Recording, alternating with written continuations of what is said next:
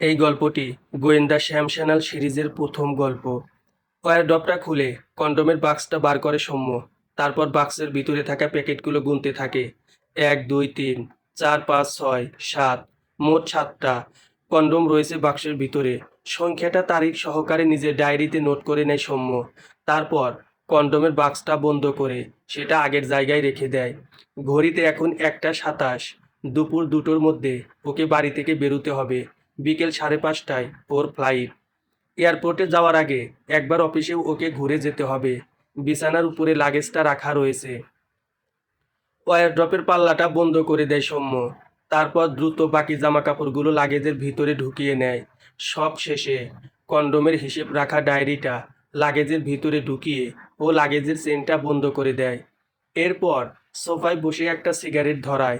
কদিন ধরেই এই একটা বিষয় নিয়ে সৌম্য ভীষণ রকম চিন্তিত।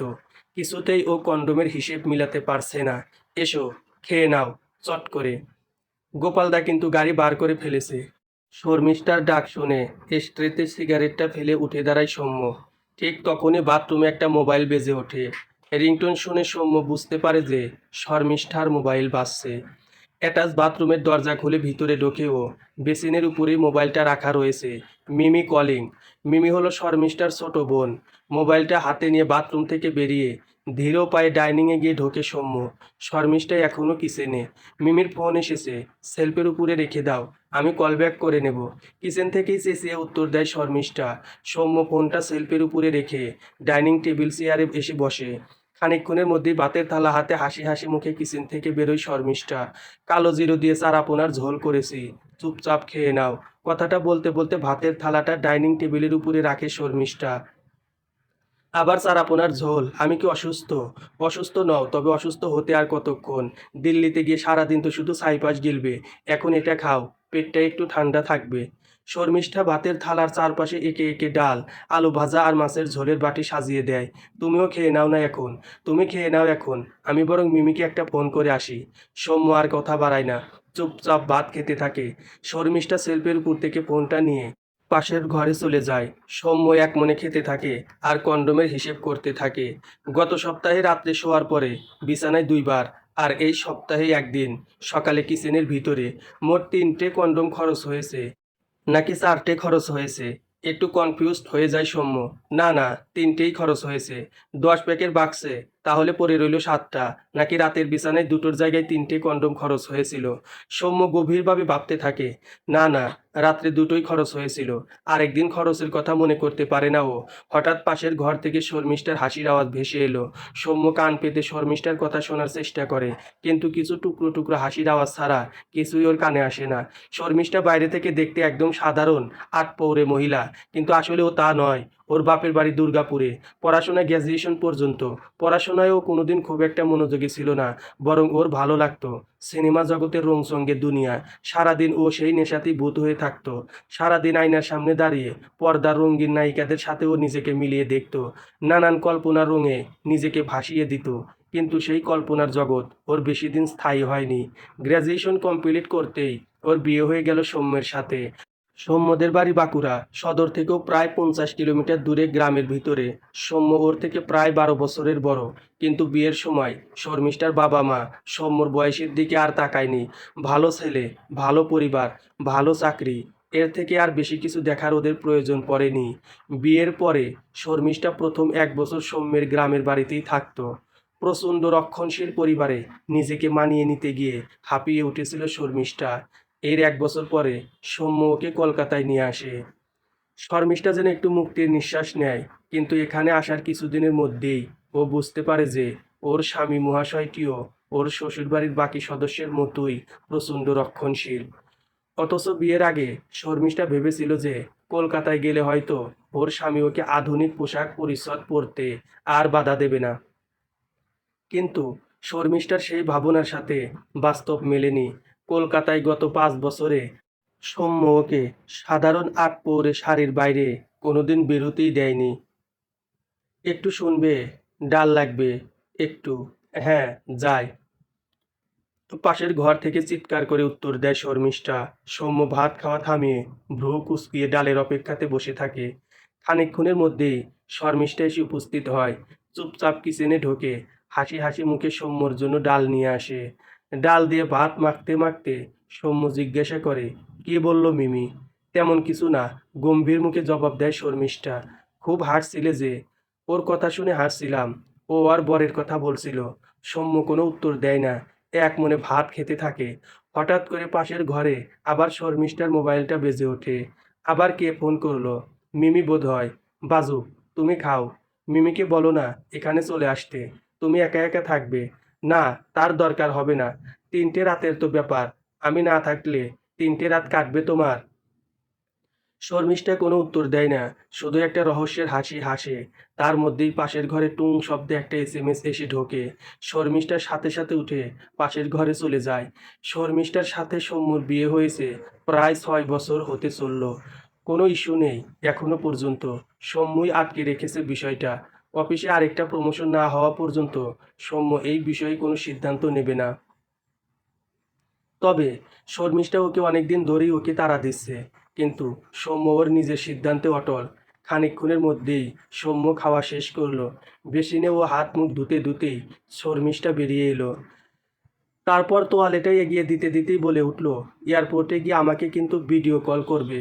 প্রতিবারই যখন বাইরে যায় এয়ারপোর্টে ঢুকে আমাকে ভিডিও করতে বলো কেন?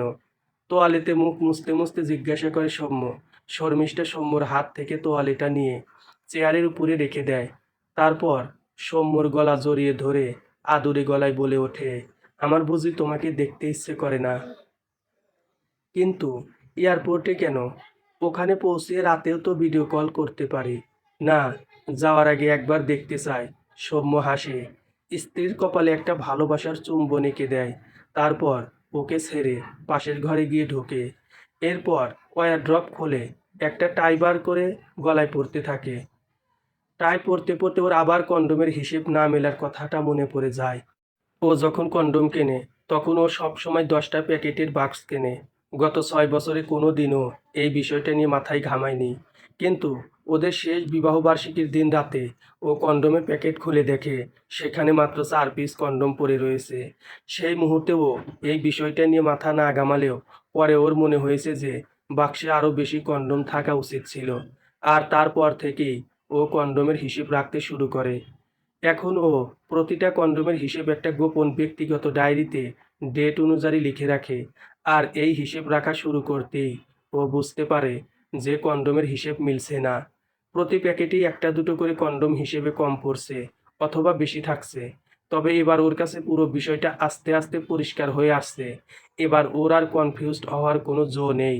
দ্রুত হাতে টাইটা পরে লাগেজ নিয়ে ড্রয়িং রুমে বেরিয়ে আসে সৌম্য। শর্মিষ্ঠা এসে মেইন দরজা খুলে দেয়। জুতো মোজা পরে নিয়ে বাইরে লিফটের সামনে এসে দাঁড়ায় সৌম্য। সাবধানে থেকো, আর অচেনা কাউকে ঘরে ঢুকতে দিও না। এদিকে কিন্তু খুব হুলু বিড়ালের উৎপাত। তুমি এত চিন্তা করো না তো। এবার যাও, দিল্লিতে গিয়ে মন দিয়ে কাজটা সেরে আসো, যাতে প্রমোশনটা দ্রুত হয়। সৌম্য হাসে। লিফটের বোতাম টিপতেই লিফট এসে দাঁড়ায় ওর সামনে।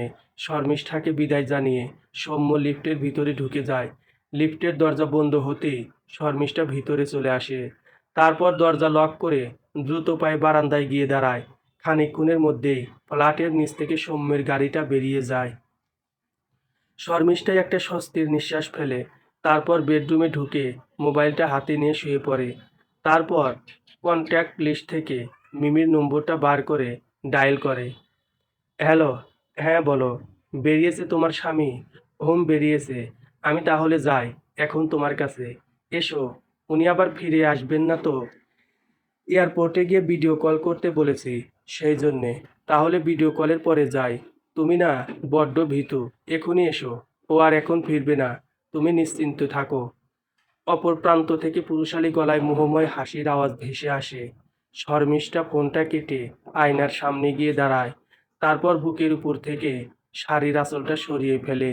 নিজের 28 বছরের হিল হিলে চেহারাটার দিকে মুগ্ধ বিস্ময়ে তাকিয়ে থাকে।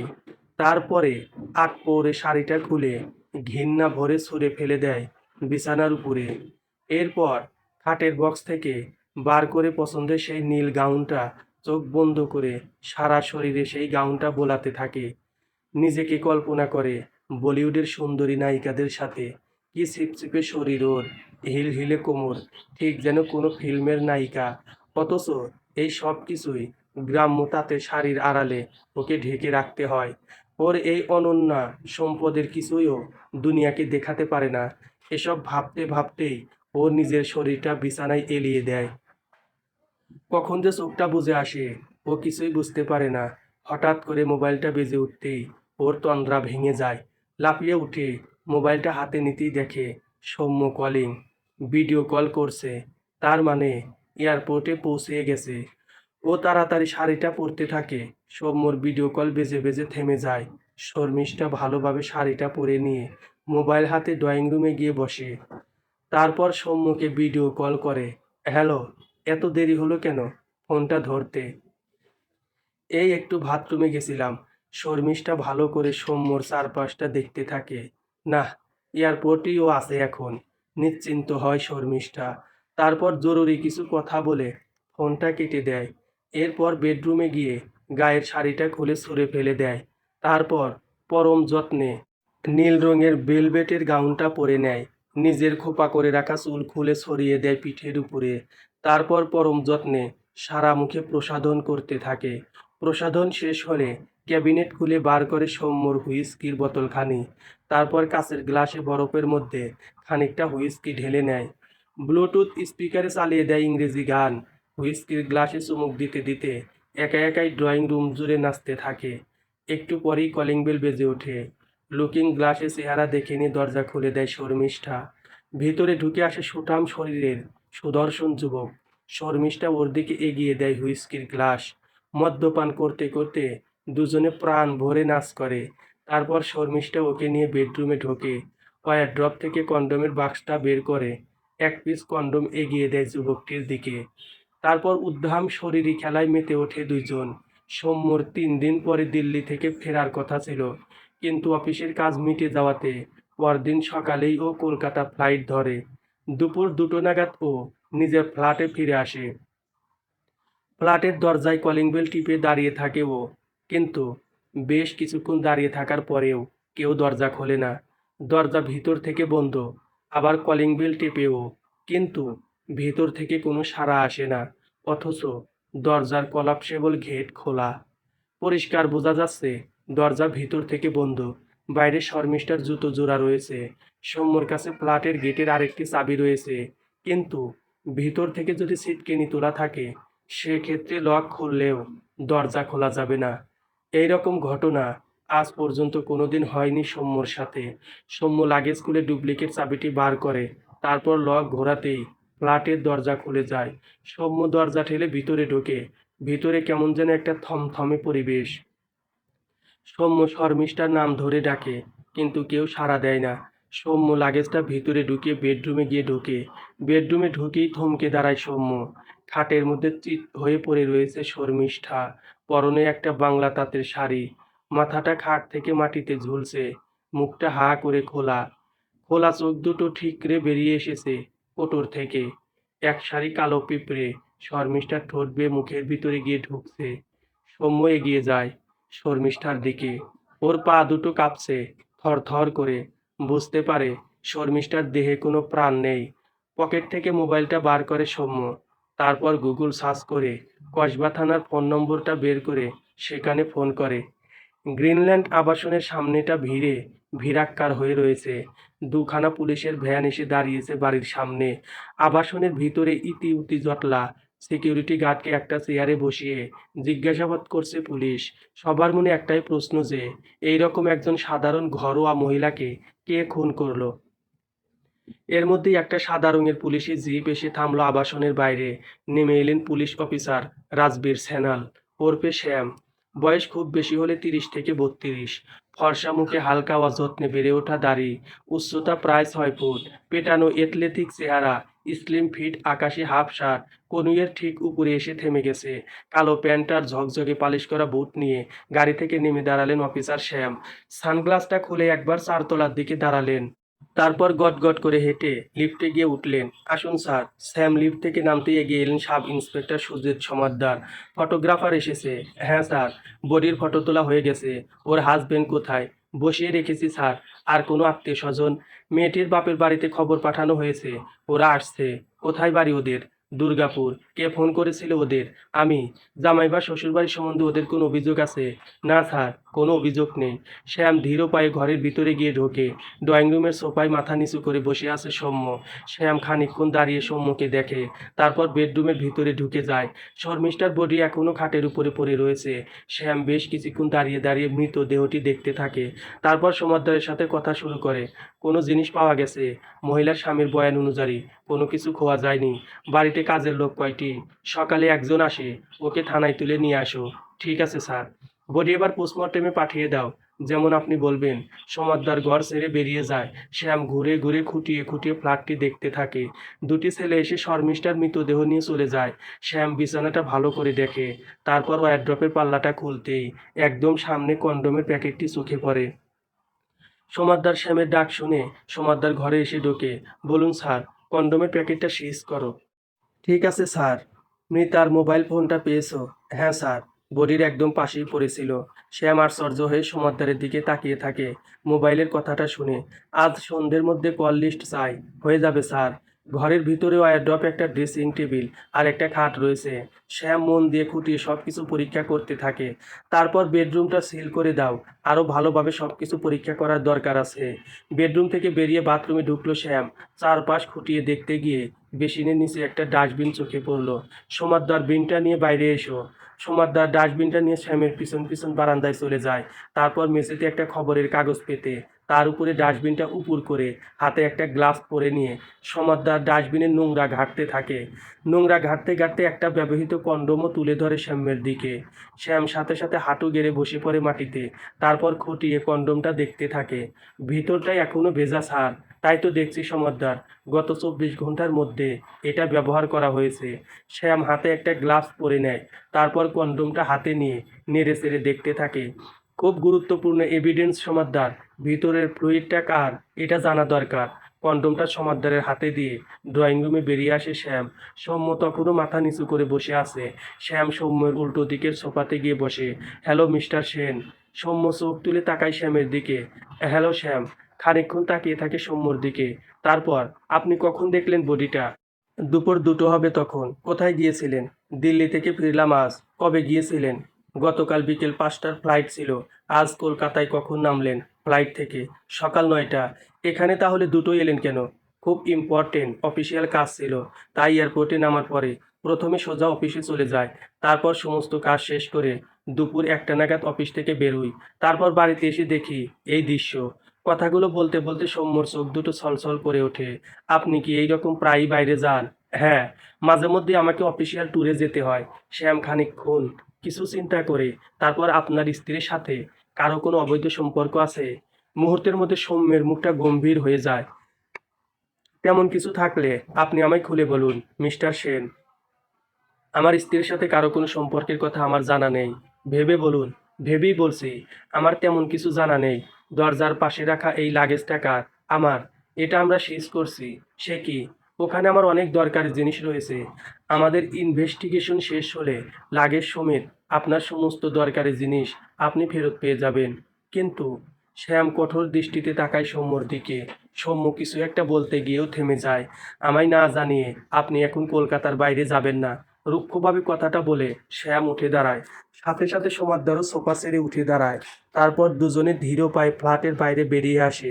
স্যার, আপনি কি মহিলার স্বামীকে সন্দেহ করছেন? খুনি তো যে কেউ হতে পারে।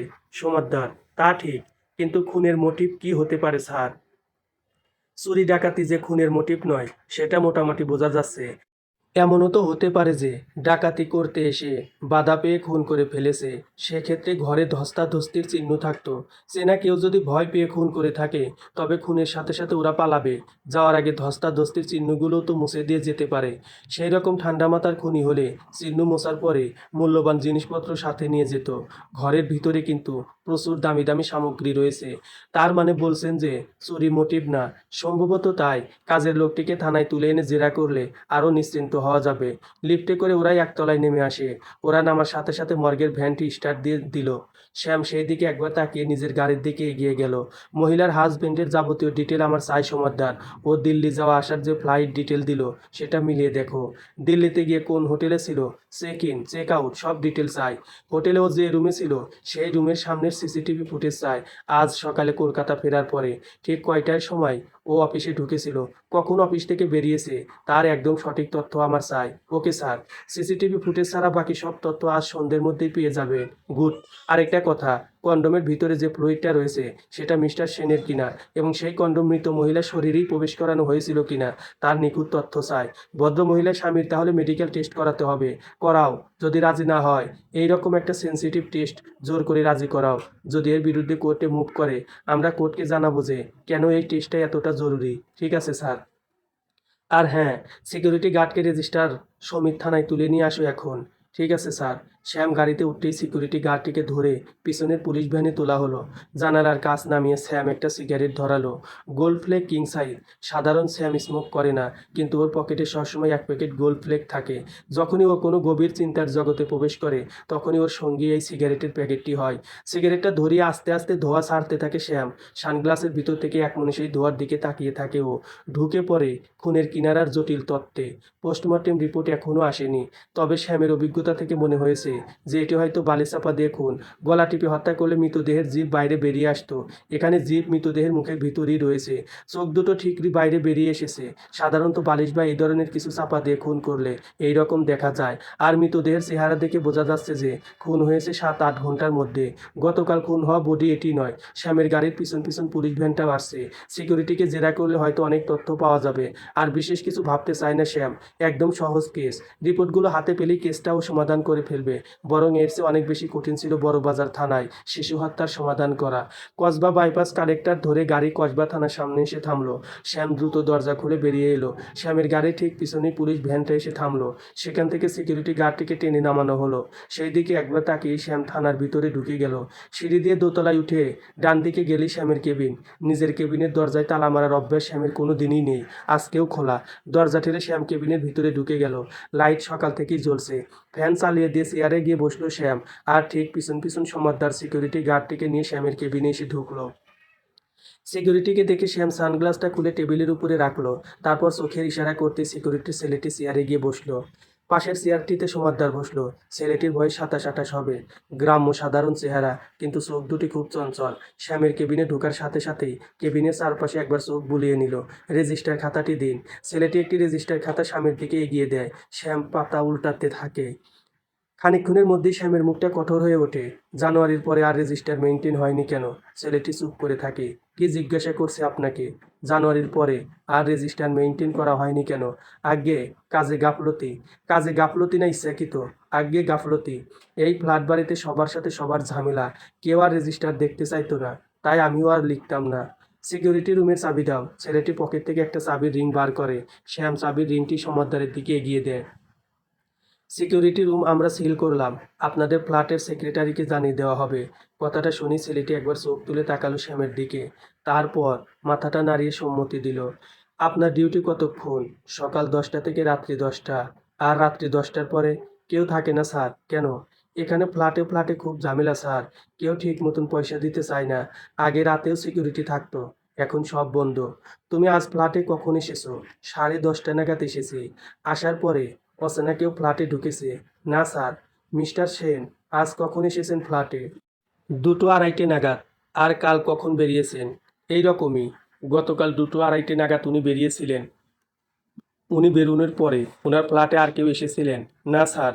মিস্টার সেন বেরোনোর পরে বাইরের লোক কে কে এসেছে এই ফ্ল্যাটে? 3 তলার ফ্ল্যাটে একজন এসেছিলেন। কখন? 4:30-5টা নাগাদ। উনি গেলেন কখন? সিকিউরিটির ছেলেটি খানিকক্ষণ কিছু একটা ভাবে। তারপর মনে করতে পারছি না স্যার, উনি কখন বেরিয়েছেন। শ্যাম খানিকক্ষণ কঠিন মুখে ছেলেটির দিকে তাকিয়ে থাকে। তারপর, তোমাকে আমরা হেফাজতে নিলাম। আমি খুন করিনি স্যার, আমাকে কেন হেফাজতে নেবেন? শ্যাম কোনো উত্তর দেয় না। সুমাদ্দার চেয়ার ছেড়ে উঠে দাঁড়ায়। তারপর সিকিউরিটি ছেলেটির কলার ধরে ওকে টেনে তোলে। ছেলেটি চিৎকার করতে থাকে, স্যার আমি খুন করিনি, আমি খুন করিনি। শ্যাম উঠে দাঁড়ায়। তারপর ছেলেটির চুলের মুঠি ধরে হিস হিসে গলায় বলে ওঠে, ফ্ল্যাটের নিরাপত্তার দায়িত্বে ছিলে তুমি, কিন্তু নিজের দায়িত্ব ঠিক মতন তুমি পালন করনি। তুমি যদি সজাগ থাকতে তাহলে হয়তো এই খুনটা হতো না। কথাটা বলেই শ্যাম ঘর থেকে বেরিয়ে যায়। সমদ্দার টানতে টানতে ছেলেটিকে চালান ঘরের দিকে নিয়ে যায়। শ্যাম দোতলায় করিডোরের দিকে হাঁটা লাগায়। ধীর পায়ে করিডোরে এসে দাঁড়িয়ে একটা সিগারেট ধরায়। নিচ দিয়ে অসংখ্য গাড়ি বাইপাসের দিকে ছুটে চলেছে। সিগারেট খেতে খেতে একমনে কেসটা নিয়ে ভাবতে থাকে শ্যাম। ঠিক তখনই সুজিত সমদ্দার পিছনে এসে দাঁড়ায়। একটা কথা ছিল স্যার। কি? কাজের মেয়েটি বাড়ি ছেড়ে পালিয়েছে। সে কি? ওকে তুলে আনতে সাব ইন্সপেক্টর অসিত মালকে পাঠিয়েছিলাম। ও ফিরে এসেছে। কি বলল অসিত মাল? মেয়েটা কাকুলিয়া বস্তিতে থাকতো স্যার। দরজায় তালা মারা। খোঁজ নিয়ে জানা গেছে সকালে কাজে বেরিয়েছিল, কিন্তু খুব দ্রুত কাজ থেকে ফিরে আসে। তারপর আবার হন্তদন্ত হয়ে বেরিয়ে যায়। বেরোনোর সময় কাঁধে একটা ব্যাগ ছিল। একজনকে বলে গেছে যে নবদ্বীপ যাচ্ছে ওর মাসির বাড়ি। ওর মাসি নাকি গুরুতর অসুস্থ। হঠাৎ ফোন এসেছে, তাই তাড়াহুড়ো করে ওকে যেতে হচ্ছে। বয়স কত মেয়েটির? 27-28 হবে। স্বামী পরিত্যক্তা। শ্যাম সিগারেটে একটা গভীর টান দেয়। সৌম্য বলছে কিছু চুরি যায়নি, অথচ কাজের মেয়েটি আজ সকাল থেকেই গায়েব। পুরো বিষয়টা এবার গোলমেলে ঠেকছে। যতটা সহজ মনে হচ্ছিল, কেসটা ততটা সহজ নয়। সোমাদ্দার, বলুন স্যার, মোবাইলটা কি ফরেন্সিকে পাঠানো হয়েছে? এই এখনই পাঠাবো স্যার। তার আগে মোবাইলটা নিয়ে একবার আমার কেবিনে আসুন। ঠিক আছে স্যার। সন্ধ্যে 6টার মধ্যে কিন্তু আমার কল ডিটেল চাই। হ্যাঁ স্যার, ওটা পেয়ে যাবেন। ফটোগ্রাফার যে ডেড বডির ছবি তুলেছে সেগুলো পেন ড্রাইভে ভরে দিয়েছে। হ্যাঁ স্যার। অনেকক্ষণ গুড। মোবাইলের সাথে সে প্লেন ড্রাইভটাও নিয়ে আসুন। Okay sir. সে আমার কেবিনে ঢুকে কম্পিউটার অন করে দেয়। পিছন পিছন সমাদ্দারও মোবাইল নিয়ে ঘরে এসে ঢোকে। শ্যাম হাতে একটা গ্লাস পরে নেয়। তারপর প্লাস্টিকের সিল করা প্যাকেট থেকে মোবাইলটা বার করে। তারপর পাশের বোতামটা টিপে মোবাইলটা অন করে। মোবাইলটা ঠিক বডির কোথায় পড়েছিল? একদম পাশে। অন করা অবস্থায়। মোবাইলটা অন হওয়ার পরে শ্যাম নিজের বুড়ো আঙ্গুলটা দিয়ে মোবাইলটা সোয়াইপ করলো। সাথে সাথে মোবাইলের হোম পেজ খুলে গেল। শ্যাম গ্যালারি ঘেঁটে শর্মিষ্ঠার কতগুলো ঘরোয়া ছবি বার করলো। খুব মন দিয়ে ছবিগুলো দেখতে লাগলো। ইতিমধ্যেই সমাদ্দার কম্পিউটারে পেন ড্রাইভ ফিট করে দিয়েছে। শ্যাম মোবাইল থেকে চোখ সরিয়ে পেন ড্রাইভের ছবিগুলো দেখতে লাগলো। ছবিগুলো ঝুম করে মহিলার হাতের আঙ্গুল, হাতের কবজি আর গলার কাজটা খুব মনোযোগ সহকারে দেখতে লাগলো। খানিক পরে সমাদ্দার বলে উঠল, কিছু পেলেন স্যার? মৃতদেহের ডান হাতের আঙ্গুল থেকে 2টি সোনার আংটি এবং একটি হীরের আংটি খোয়া গেছে। হাতের 4টি সোনার বালা এবং গলায় একটা সোনার চেনও খোয়া গেছে। কি করে বুঝলেন? শ্যাম কম্পিউটারে মৃতদেহের আঙ্গুলের ছবিটি ঝুম করে সমাদ্দারকে ডাকলো। এই দেখুন, হাতের আঙ্গুলে আংটি পরার ছাপ একদম স্পষ্ট। যারা সব সময় আংটি পরে থাকেন তাদের হাতে এই সাদা দাগটি থাকবেই। ভালো করে দেখুন। অনামিকা থেকে শুরু করে পরপর 3টে আঙ্গুলে এই ছাপটা আছে। সমাদ্দার কম্পিউটারের স্ক্রিনে ঝুঁকে পড়ে ভালোভাবে ছবিটা দেখে।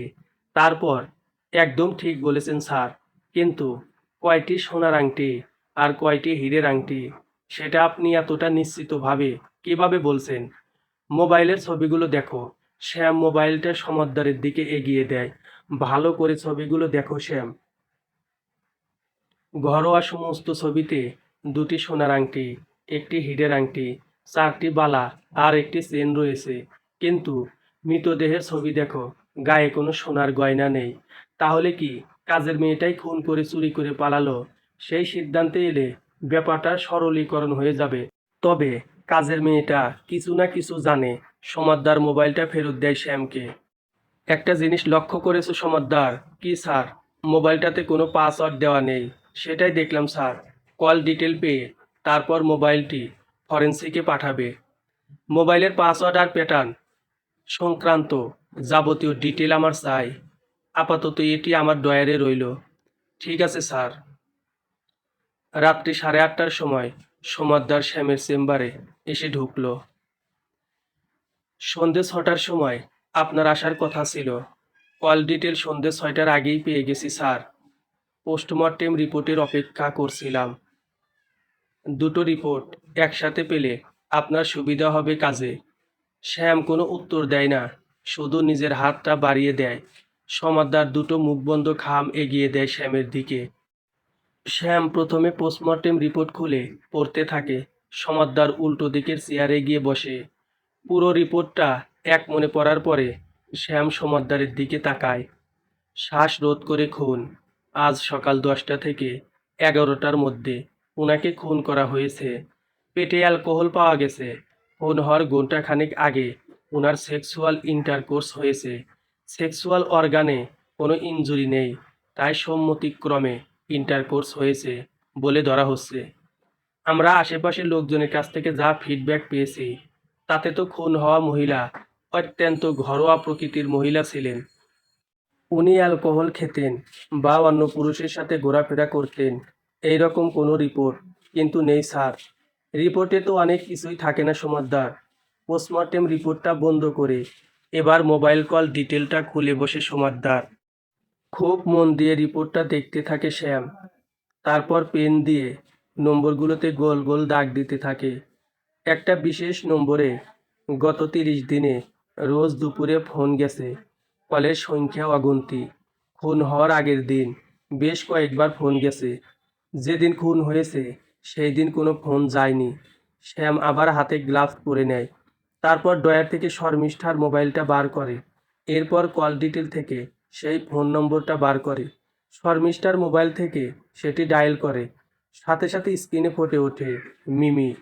রিং হওয়ার আগেই নম্বরটা কেটে দেয় শ্যাম। এটা তো কোনো মেয়ের নম্বর স্যার। তাই তো দেখছি।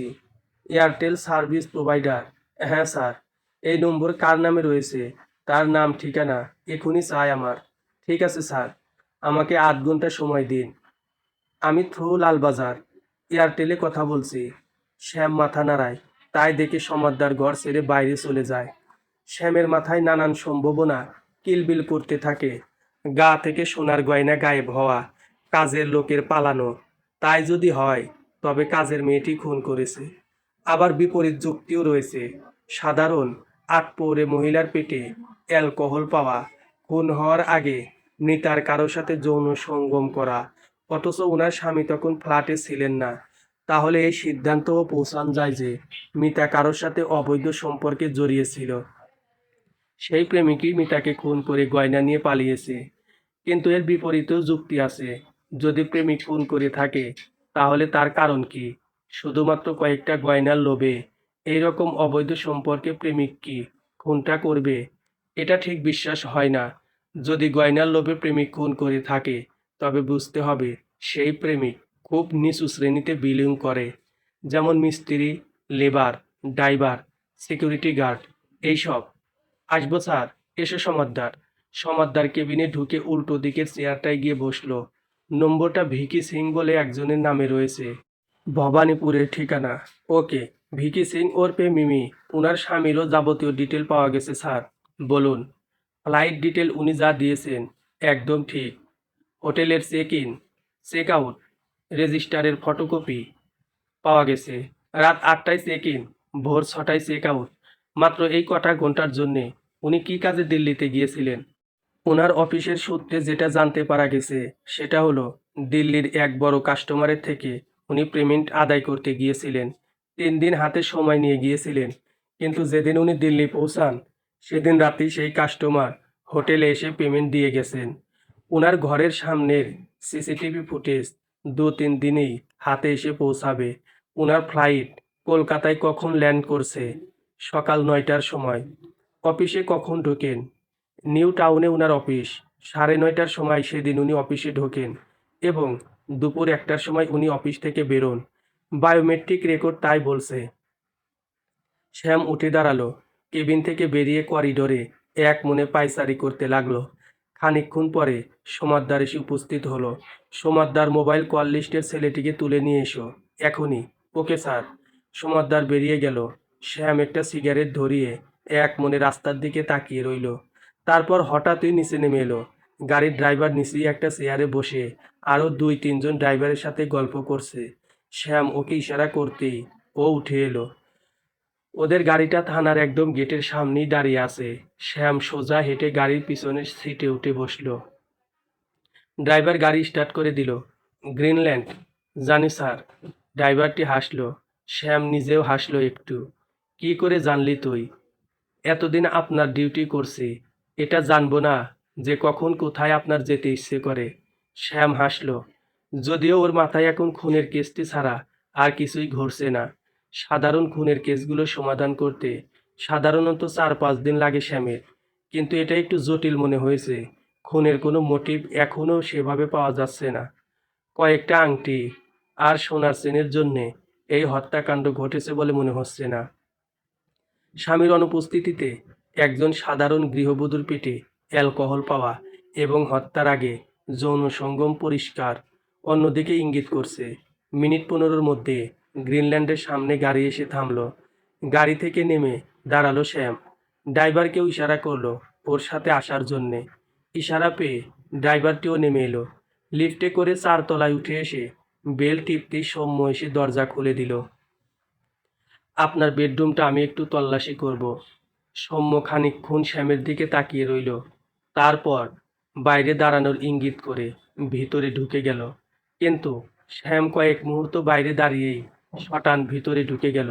ভিতরে ঢুকতেই অ্যালকোহলের বাজে গন্ধ শ্যামের নাকে এসে ধাক্কা মারল।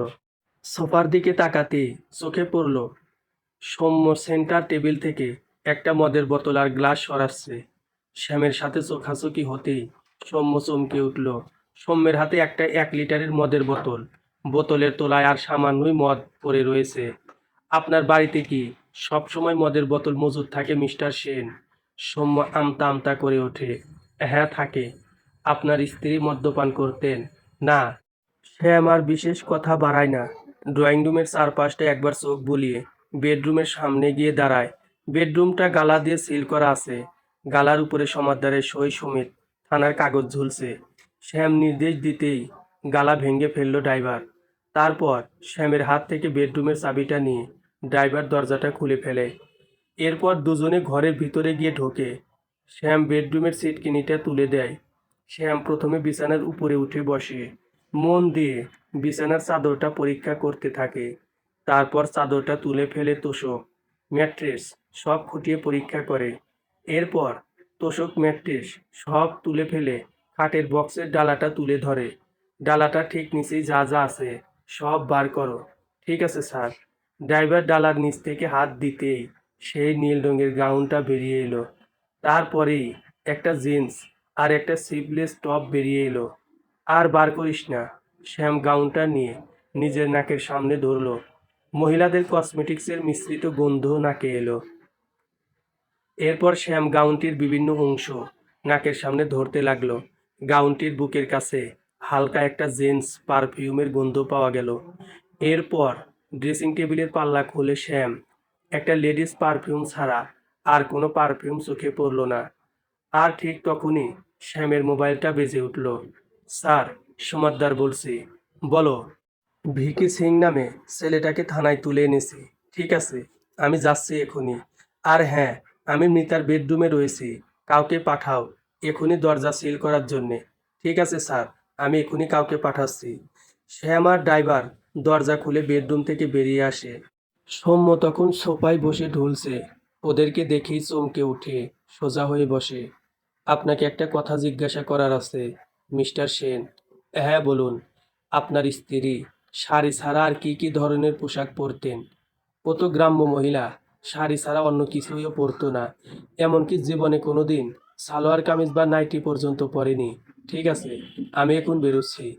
একটু পরে থানা থেকে লোক এসে দরজাটা সিল করে দিয়ে যাবে। ঠিক আছে স্যার। শ্যাম বেরিয়ে আসে গ্রিনল্যান্ড অ্যাপার্টমেন্ট থেকে। খানিকক্ষণের মধ্যেই ওরা থানায় গিয়ে পৌঁছায়। থানায় পৌঁছাতেই সমাদদার এগিয়ে আসে। কিছু এভিডেন্স পেলেন স্যার? কেবিনে এসো। শ্যামের পিছন পিছন সমাদদার কেবিনে গিয়ে ঢোকে। প্লাস্টিকের একটা প্যাকেট থেকে নীল গাউনটা বার করে শ্যাম। তারপর সেটা সমাদদারের দিকে এগিয়ে দেয়। গাউনটা নাকের কাছে ধরো। দেখবে হালকা একটা পারফিউমের গন্ধ পাবে। গাউনটা নাকের কাছে ধরে সমাদদার গাউনটির বিভিন্ন অংশ নিজের নাকে ঘষতে থাকে। একটা হালকা পারফিউমের গন্ধ পাচ্ছি স্যার। বলো, জেন্টস পারফিউমের গন্ধ? হ্যাঁ স্যার। কারোর ড্রেসে এইরকম অতি হালকা এবং সাপ সাপ পারফিউমের গন্ধ তখনই পাওয়া যায় যখন তাকে কেউ জড়িয়ে ধরে। তাকে যে জড়িয়ে ধরলো সে যে পারফিউমটা গায়ে মেখেছে সেই গন্ধটা তখন ড্রেসে লেগে যায়। তুমি যে গন্ধটা পাচ্ছ সেটা সেই গন্ধ। সমাদদার বিস্মিত চোখে শ্যামের দিকে তাকিয়ে থাকে। যতই ও শ্যামের বিশ্লেষণ দেখছে ততই ও মুগ্ধ হচ্ছে। তার মানে একটা স্টোরি আমাদের সামনে ক্লিয়ার হলো। কি স্টোরি স্যার? ভদ্র মহিলা ওনার স্বামী এবং সমাজের কাছে একজন অতি ভদ্র এবং ঘরোয়া প্রকৃতির মহিলা সেজে থাকতেন। বাস্তবে উনি তা ছিলেন না। বাস্তবে উনি নিজের জীবনটাকে খুব খোলামেলাভাবে উপভোগ করতেন। গাউনটিতে যে হালকা কসমেটিক্সের গন্ধ লেগে আছে, তার থেকে বোঝা যাচ্ছে গাউনটি হয়তো উনি গতকাল দুপুরেই পরেছিলেন। কল রেকর্ড অনুযায়ী তারপরেই উনি ভিকি সিংকে ফোন করে ডাকেন। ভিকি সিং ঘরে ঢুকে মহিলাকে জড়িয়ে ধরে। এরপর মদ্যপান করে। কিন্তু স্যার, সিকিউরিটির বয়ান অনুযায়ী মিস্টার সেন চলে যাওয়ার পরে ওনার ফ্ল্যাটে কেউ আসেনি। অন্য ফ্ল্যাটে তো এসেছে। হ্যাঁ, সেই বয়ান দিয়েছে। অন্য ফ্ল্যাটে যাওয়ার নাম করে যদি ভিকি সিং মিতার ফ্ল্যাটে আসে, সেটা সিকিউরিটির পক্ষে বোঝা সম্ভব নয়। ঠিক বলেছেন স্যার। এছাড়া সিকিউরিটি ঢুকতে দেখলেও কাউকে বেরোতে দেখেনি। তার মানে ভিকি সিং রাতভর ফ্ল্যাটেই ছিল। সকালে ওরা সেক্স করে। এরপর ভিকি সিং খুনটা করে ফ্ল্যাট ছেড়ে পালায়, এবং সেটা 10:30টায় সিকিউরিটি আসার আগেই। ব্যাপারটা এতটা সরল নয় সমাদদার, কারণ মিতার পরনে তাঁতের শাড়ি ছিল। আমার যতদূর অনুমান, ভিকি বাড়িতে থাকতেও তাঁতের শাড়িটা পরেনি। প্রেমিকের সামনেও আধুনিক সাজগোজেই থাকবে, এটাই স্বাভাবিক। ভিকি বেরিয়ে যাওয়ার পরেও শাড়িটা পরেছে। তার মানে বলতে চাইছেন যে ভিকি বেরিয়ে যাওয়ার পরে খুনটা হয়েছে। হয়তো, হয়তো বা নয়। সমাদদার চুপ করে বসে ভাবতে থাকে। শ্যাম একটা সিগারেট ধরায়। তারপর ভিকি সিংকে নিয়ে আসো। মাথা ঝাঁকিয়ে চিন্তিত মনে বেরিয়ে যায় সমাদদার। কেবিনটা সিগারেটের ধোঁয়ায় ভরে ওঠে। খানিকক্ষণের মধ্যেই ভিকি সিংকে নিয়ে সমাদদার এসে উপস্থিত হয়। 30-31 বছর বয়সের তরতাজা যুবক। ফুল স্লিভ জামা, কনুই পর্যন্ত গোটানো। বুকের দুটো বোতাম খোলা, সেখান দিয়ে লোমস বুক উকি মারছে। কায়দা করে কাটা ঝাঁকড়া চুল মনে করিয়ে দিচ্ছে যে ছেলেটি অত্যন্ত শৌখিন প্রকৃতির, এবং পকেটে পয়সাও যথেষ্টই রয়েছে। ছেলেটি কেবিনে এসে ঢুকতেই সিগারেটের ধোঁয়াকে ছাপিয়ে ভুর ভুর করে পারফিউমের গন্ধ ছাপিয়ে উঠল। শ্যাম এক মনে চোখ বন্ধ করে পারফিউমের গন্ধটা মেলানোর চেষ্টা করলো। সমাদদার আর ভিকি সিং দুজনেই শ্যামের চোখ খোলার অপেক্ষাতে দাঁড়িয়ে রইল। খানিকক্ষণ পরে শ্যাম চোখ খুলে দুজনকেই বসতে নির্দেশ দিল। শ্যাম কঠিন মুখে খানিকক্ষণ ভিকি সিং এর দিকে তাকিয়ে রইল। ভিকি সিং মাথা নিচু করে চুপচাপ বসে রইল। বেশ খানিকক্ষণ এভাবেই কেটে গেল। অবশেষে শ্যাম প্রথম মুখ খুলল। শর্মিষ্ঠা দেবীকে কতদিন ধরে চেনেন আপনি? ছেলেটি চুপ করে বসে থাকে। দেখুন, ভালো মুখে আপনাকে জিজ্ঞাসা করছি। সব রকম সহযোগিতা করুন, না হলে আপনাকে অ্যারেস্ট করে আমরা আপনাকে জেরা করব। সেই অভিজ্ঞতা কিন্তু আপনার ভালো হবে না। না, আমি সব রকম সহযোগিতা করব আপনাকে। গুড। আপনি জানলেন কিভাবে যে শর্মিষ্ঠা দেবী খুন হয়েছে? ওই বাড়ির 3 তলায় আমার বন্ধু সাগর থাকে। ওই আমাকে ফোন করে খবরটা দেয়। শর্মিষ্ঠা দেবীর সাথে আপনার আলাপ কিভাবে হয়েছিল? সাগরের বাড়িতে একটা অনুষ্ঠান ছিল। সেই অনুষ্ঠানে আমি এবং শর্মিষ্ঠা দুজনেই আমন্ত্রিত ছিলাম। ওখানেই আমাদের আলাপ। শ্যাম চুপ করে কিছুক্ষণ কিছু একটা ভাবে। তারপর, সাগর ফোন করে কি বলেছিল আপনাকে? বলল শর্মিষ্ঠা খুন হয়েছে। আমি যেন কলকাতা ছেড়ে পালাই। কেন? পালিয়ে যেতে বলল কেন? ও জানতো আমাদের সম্পর্কের কথা। বেসিক্যালি আমি ওর ফ্ল্যাটে যাব বলেই সবসময় গ্রিনল্যান্ডে ঢুকতাম। কিন্তু ও পালিয়ে যেতে বলল কেন আপনাকে?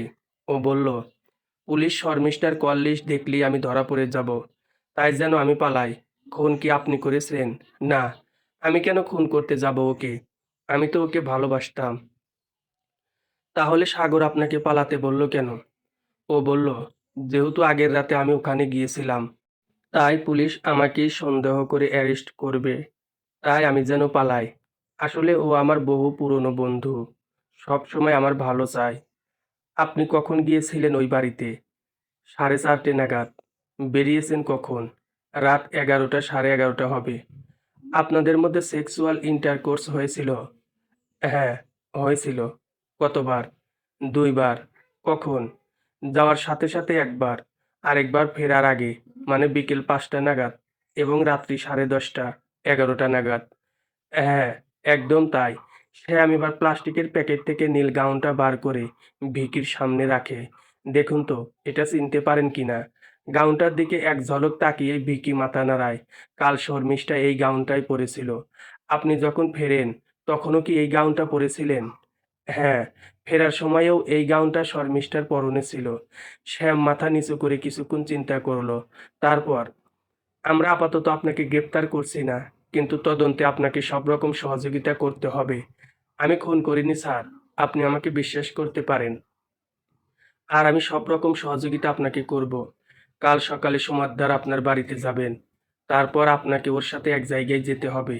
সেখানে গিয়ে আপনি আমাদের সব রকম সহযোগিতা করবেন। নিশ্চয়ই।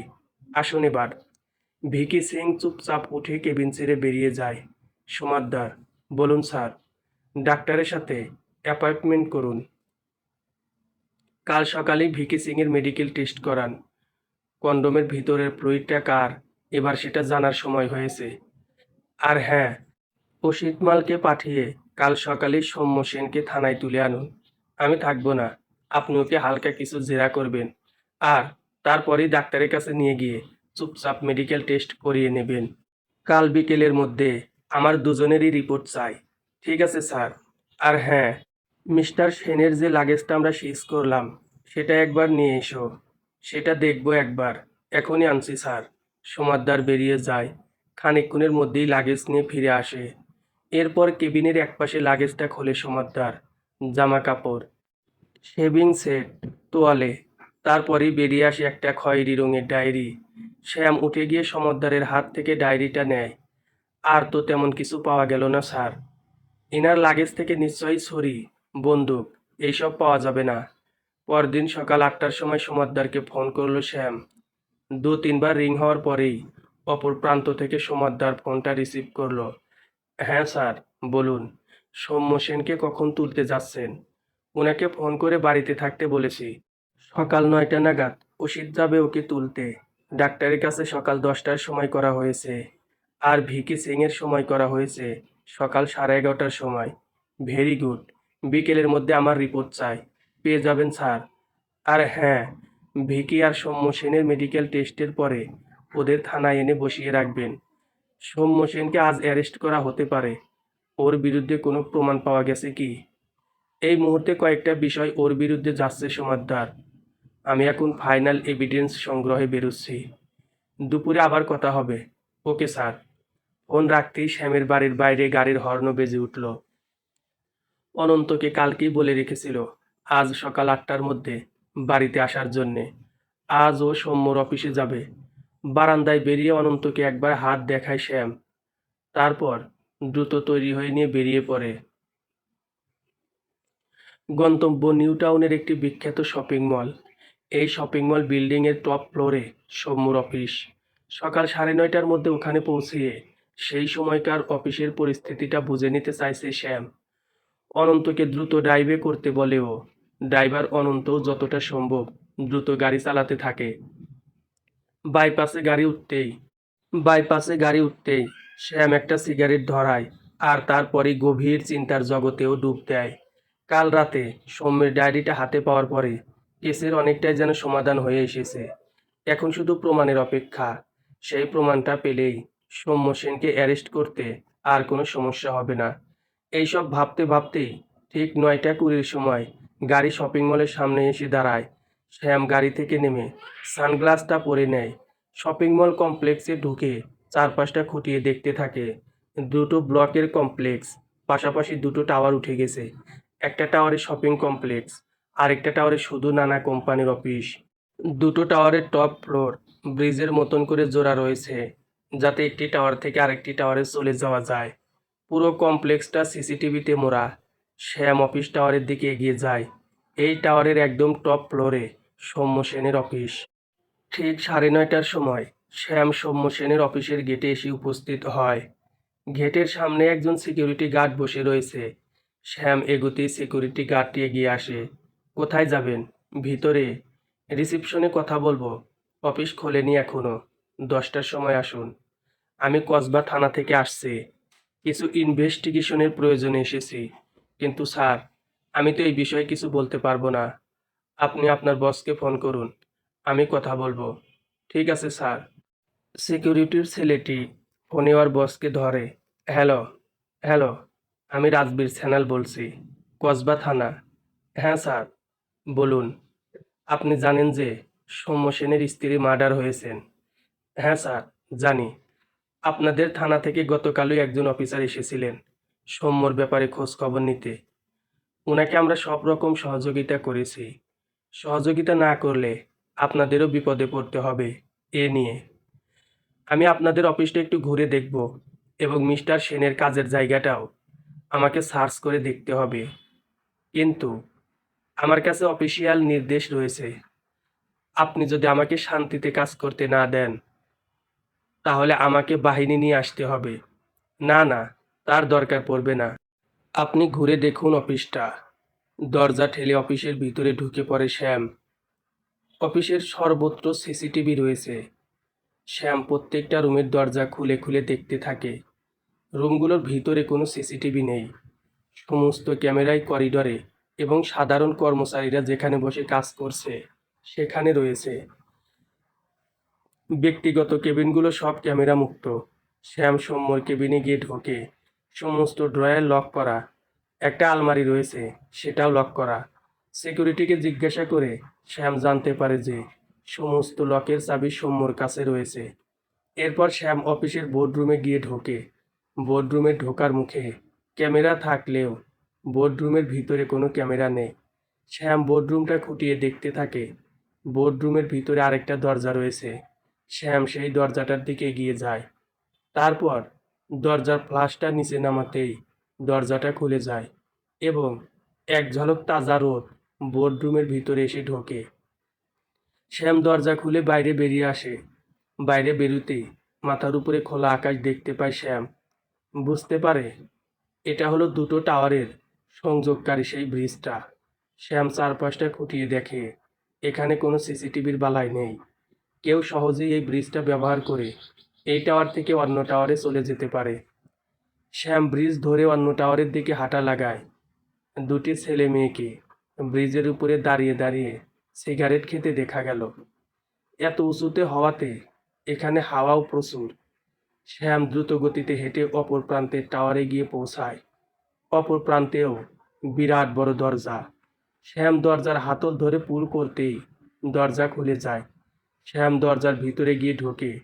ভিতর গিয়ে ঢুকতেই বুঝতে পারে এটি এই টাওয়ারের সিঁড়ির ঘর। চারপাশটা ভালো করে দেখে নেয় শ্যাম। কোথাও কোনো সিসিটিভি নেই। শ্যাম দ্রুত গতিতে সিঁড়ি দিয়ে নামতে থাকে। পুরীতলার উপর থেকে নিচে নামতে মিনিট 10 সময় লাগে ওর। নিচে নেমে বাইরে বেরোতেই বুঝতে পারে এদিকটা টাওয়ারের পিছন দিক। এদিকে কোনো লোকজন নেই। ক্যামেরা থাকার তো প্রশ্নই ওঠে না। একটু এগুতেই কমপ্লেক্সের বাইরে বেরোনোর পিছন দিকটার গেট চোখে পড়ে, কিন্তু গেটটাই এখন বন্ধ। এবার পুরো বিষয়টাই শ্যামের কাছে পরিষ্কার হয়ে যায়। এয়ারপোর্ট থেকে ফেরার পরে সৌম্য 9:30টার সময় অফিসে ঢোকে। তারপর ও ক্যামেরাকে ফাঁকি দেওয়ার জন্য বোর্ডরুমে ঢোকে। সেখান থেকে আরেকটা দরজা খুলে ব্রিজে গিয়ে পৌঁছায়। সেখান থেকে অপর প্রান্তের টাওয়ারে এসে সিঁড়ি দিয়ে নিচে নেমে আসে। তারপর পিছনের গেট দিয়ে বাইরে বেরিয়ে যায়। এরপর বাড়িতে ফিরে এসে স্ত্রীর সাথে ইন্টারকোর্স করে, কিন্তু এরপর কন্ডোমের হিসেব না মেলাতে পেরে এবং কোনো পাকা প্রমাণ হাতে আসাতে ও নিজের স্ত্রীকে ঠান্ডা মাথায় খুন করে। খুনের পরেও একই রাস্তা দিয়ে আবার নিজের অফিসে ফেরত আসে। ও আবার অফিসে ফেরত আসে। শ্যাম এখন রক্তের স্বাদ পাওয়া বাঘের মতন আক্রমণাত্মক হয়ে উঠেছে। সিকিউরিটির ছেলেটিকে দেখে শ্যাম উত্তেজিতভাবে বলে ওঠে, সিসিটিভি ফুটেজ কার কাছে রয়েছে? সার্ভিস ইঞ্জিনিয়ারের কাছে নিয়ে চলুন। সিকিউরিটির ছেলেটি শ্যামকে সার্ভিস ইঞ্জিনিয়ারের ঘরে নিয়ে যায়। সার্ভিস ইঞ্জিনিয়ার তখন সদ্য অফিসে এসেছে। বোতল খুলে তখনও জল খাচ্ছে। শ্যাম আর সিকিউরিটি এইভাবে হঠাৎ করে ঘরে ঢুকে পড়াতে ইঞ্জিনিয়ার বিরক্ত হয়ে ওঠে। কি হলো, এইভাবে দরজায় নক না করে ভিতরে ঢুকে পড়লেন? ছেলেটির কথা বলার ভঙ্গিমা অত্যন্ত কুৎসিত। শ্যাম পিছন ফিরে ঘরের দরজার সিটকিনিটা তুলে দেয়। এ কি, সিটকিনি তুলে দিলেন কেন আপনি? গতকাল সকালের সিসিটিভি ফুটেজ দেখব। কে আপনি? উত্তেজিতভাবে কথাটা বলে ওঠে ছেলেটি। রাজবীর সেনাল, কসবা থানা। ছেলেটি কিছুক্ষণ তাকিয়ে থাকে শ্যামের দিকে। তারপর অত্যন্ত রুক্ষ স্বরে বলে ওঠে, ওভাবে সিসিটিভি ফুটেজ দেওয়া যাবে না। আপনি কোম্পানির হায়ার অথরিটির কাছে অ্যাপ্লাই করুন। ওরা আমাকে নির্দেশ দিলে তবেই আমি ফুটেজ দিতে পারবো। আমার হাতে অত সময় নেই ইঞ্জিনিয়ার। সময় নিয়ে তারপর আসুন। আর বেশি সময় দিলে ফুটেজ নষ্ট করে ফেলা হতে পারে। ফুটেজ আমার এখনই চাই। মগের মুল্লুক নাকি? যান, বেরুন এখান থেকে। মুহূর্তের মধ্যে শ্যামের সোয়াল দুটো শক্ত হয়ে ওঠে। ও ছেলেটি চেয়ারের পাশে গিয়ে দাঁড়ায়। তারপর এক বিশাল লাথি বসিয়ে দেয় চেয়ারটির গায়ে। চেয়ার সমেত ছেলেটি ছিটকে পড়ে 4-5 হাত দূরে। শ্যাম সাথে সাথে পকেট থেকে নিজের সার্ভিস পিস্তলটি বার করে। তারপর ছেলেটির কলার টেনে তুলে ওর মাথায় সেই পিস্তলটি ঠেকায়। চুপচাপ ফুটেজ দেখাবি তুই, না হলে এখানেই তোর খুলি উড়িয়ে দেব আমি। আমার নাম রাজবীর সেনাল। আমি তোর কি হাল করতে পারি সেই বিষয়ে তোর কোনো আইডিয়া নেই। ছেলেটি আর কথা বাড়ায় না, চুপচাপ কম্পিউটারের সামনে গিয়ে বসে। কবেকার ফুটেজ দেখবেন? গতকাল সকাল 9:30 থেকে 10:30টার ফুটেজ। ছেলেটি 9:30 থেকে সারা অফিসের ফুটেজ দেখাতে থাকে। ফুটেজে পরিষ্কার দেখা যায় যে সৌম্য ঠিক 9:30টার সময় ওর লাগেজ সমেত অফিসে এসে ঢুকলো। ওর কাঁধে একটা ব্যাগও রয়েছে। অফিসে ঢুকে সোজা নিজের কেবিনে ঢুকে গেল। 9:40-এ নিজের কেবিন থেকে বেরিয়ে বোর্ডরুমে গিয়ে ঢুকলো। কাঁধে একটা ব্যাগ। শ্যাম পুরো সিসিটিভি ফুটেজটা নিজের মোবাইলে ভিডিও করে নিল। আপনার ফুটেজের হার্ড ডিস্ক আমার চাই। এই সংক্রান্ত থানার চিঠি আজকেই আপনাদের কাছে এসে পৌঁছে যাবে। আর এর মধ্যে ফুটেজের যদি কোনো ক্ষতি হয় তার জন্য আপনি দায়ী থাকবেন। মনে রাখবেন আপনাকে। পুরো ফুটেজটাই আমি রেকর্ড করে নিয়ে গেলাম। ছেলেটি মাথা নাড়ায়। শ্যাম সানগ্লাসটা চোখে পরে নেয়। তারপর লিফটে করে সোজা নিচে নেমে আসে। স্যার, আসবো? এসো সমাদ্দার, বসো। সমাদ্দার ভিতরে ঢুকে শ্যামের উল্টো দিকের চেয়ারে গিয়ে বসে। মেডিকেল টেস্ট হয়ে গেছে। দুজনকেই বাইরে বসিয়ে রেখেছি। সমস্ত এভিডেন্স সৌম্যের বিপক্ষে। খুব সম্ভবত সৌম্যই খুনি। কিভাবে? সৌম্যর লাগেজ থেকে যে ডায়েরিটা পাওয়া গেছে সেটা আমি গতকাল রাতে বাড়িতে নিয়ে যাই। খুব মন দিয়ে ডায়েরির প্রতিটা পাতা আমি পড়তে থাকি। এভাবে পড়তে পড়তে হঠাৎ একটি পাতাতে কন্ডোম সংক্রান্ত একটা হিসেব দেখতে পাই। সেখানে ডেট অনুযায়ী কন্ডোমের ব্যবহার এবং বাক্সের ভিতরে থাকা কন্ডোমের হিসেব রয়েছে। হিসেবে দেখতে পাওয়া যাচ্ছে যে প্রায়ই কন্ডোমের হিসেবে গোলমাল হচ্ছে। তাই যদি হয় তাহলে সৌম্য ওর বউকে সন্দেহ করবে, এটাই স্বাভাবিক। কিন্তু এখানে খুনের প্রমাণ পেলেন কোথা থেকে? সৌম্যের ডায়েরির হিসেব অনুযায়ী কন্ডোম থাকার কথা 7টি, কিন্তু আমরা বাক্সে পেয়েছি 4টি কন্ডোম। কিন্তু আশ্চর্যের বিষয়, সৌম্যর ডায়েরিতে গতকালের ডেট দিয়ে লেখা রয়েছে বাক্সে পড়ে থাকা কন্ডোমের সংখ্যা 4। ও যদি গতকাল দুপুর 2টো নাগাদ বাড়িতে ফিরে থাকে সেক্ষেত্রে ওর স্ত্রী ততক্ষণে খুন হয়ে গেছে। নিজের স্ত্রীর খুন হয়ে যাওয়া মৃতদেহ দেখার পরে ও নিশ্চয়ই তখন কন্ডোমের হিসেব কষতে বসবে না। যতদূর সম্ভব ও আগে কন্ডোমের হিসেব করেছে, তারপরে খুনটা করেছে। একদম ঠিক। এছাড়া ওর অফিসের সিসিটিভি ফুটেজ ওর বিরুদ্ধে গেছে। সমাদদার, তুমি কাউকে ওর অফিসে পাঠিয়ে গতকাল সকাল 9:30 থেকে দুপুর 2টো পর্যন্ত ফুটেজ নিয়ে আসো। আমি এখনই কাউকে পাঠাচ্ছি স্যার। গুড। সৌম্য সেনকে ভিতরে পাঠাও। ঠিক আছে স্যার। সমাদদার বেরিয়ে যায়। শ্যাম একটা সিগারেট ধরায়। কেবিনটা আবার ধোঁয়ায় ভরে ওঠে। খানিকক্ষণের মধ্যেই সৌম্যকে নিয়ে সমাদদার ফিরে আসে। শ্যাম চোখের ইশারা করতেই সৌম্য চেয়ারটায় গিয়ে বসে। পাশের চেয়ারে সমাদদার বসে। ধীরে সুস্থে সিগারেটটা শেষ করে শ্যাম সৌম্যের দিকে তাকায়। মিসেস শর্মিষ্ঠা সেনকে খুনের অভিযোগে আমরা আপনাকে গ্রেপ্তার করছি। না স্যার, আমি আমার স্ত্রীকে খুন করিনি। আপনার স্ত্রীর অন্য পুরুষের সাথে অবৈধ সম্পর্ক ছিল। সেই রাগ থেকে আপনি আপনার স্ত্রীকে খুন করেন। মিথ্যে কথা, আমি আমার স্ত্রীকে খুন করিনি। তাহলে আপনি আমাকে একটা প্রশ্নের উত্তর দিন মিস্টার সেন। কি প্রশ্ন? আপনার কন্ডোম সংক্রান্ত ডায়েরিতে আপনি গতকালের ডেট দিয়ে লিখে রেখেছেন যে প্যাকেটে অবশিষ্ট কন্ডোমের সংখ্যা 4।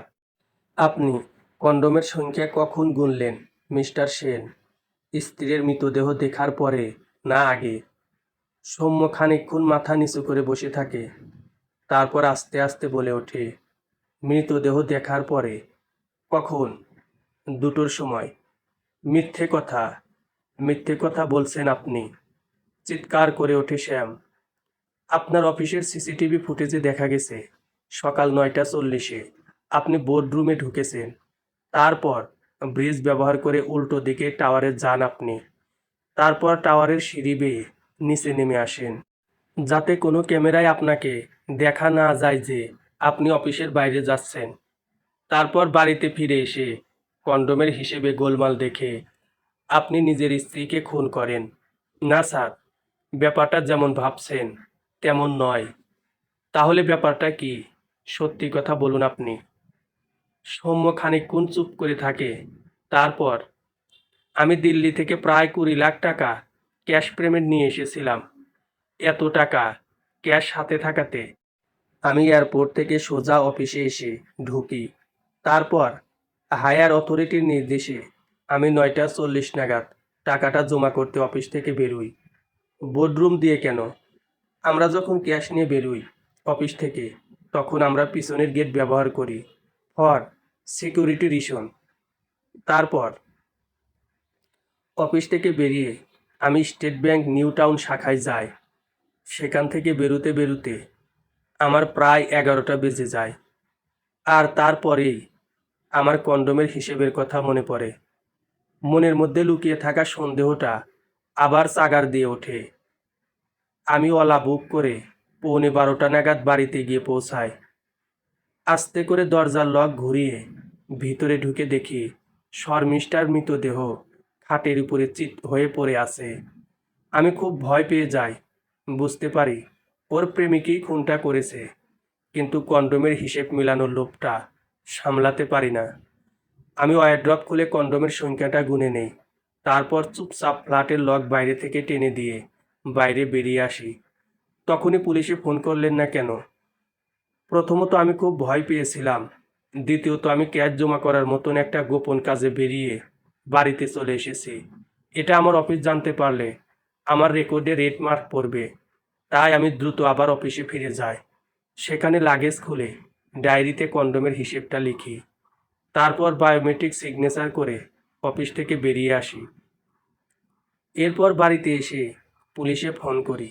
শ্যাম খানিকক্ষণ চুপ করে কিছু ভাবে, তারপর সমদ্দারের দিকে তাকিয়ে নিউ টাউন স্টেট ব্যাংকের ফুটেজ চাই, গতকাল সকাল 10টা থেকে 12টার।